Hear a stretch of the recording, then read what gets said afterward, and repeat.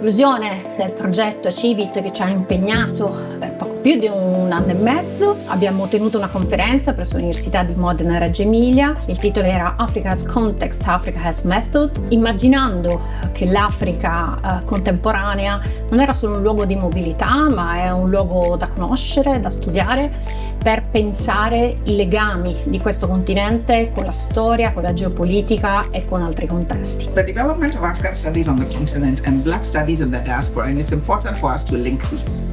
Alcuni dei processi che si sono concretizzati in Africa dal punto di vista storico, antropologico, ci hanno permesso di illustrare, chiarire, capire meglio processi che si sono inverati in altri contesti.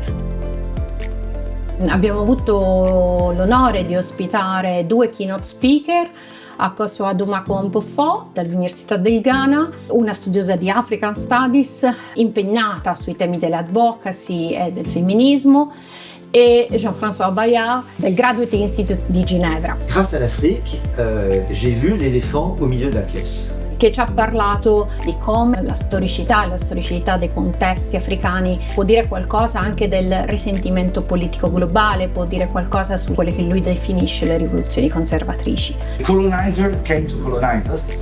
He defeated us. Altri colleghi di diversi atenei italiani, di discipline antropologiche e storiche, hanno raccontato alcune delle loro ricerche. And there were the NGOs working for the state to decide who was the real owner of the land, not individual people, but group.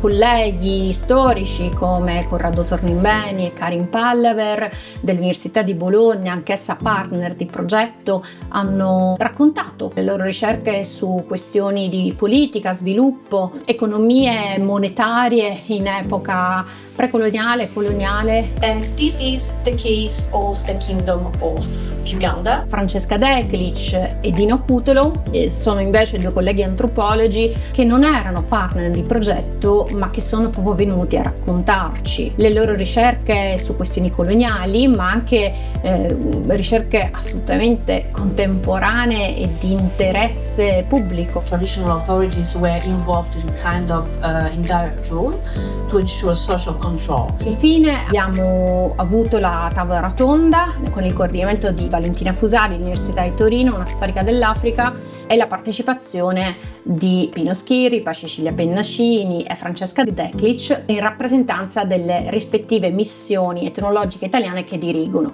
Francesco Raimotti started the group. È sicuramente una conferenza di storia e antropologia, ma che aspirava a parlare anche ad altri, proprio perché il contesto africano non fosse appunto luogo soltanto di mobilità, scambi o carico demografico o luogo di epidemie o in qualche modo un contesto del tutto altro, ma fosse un luogo di conoscenza.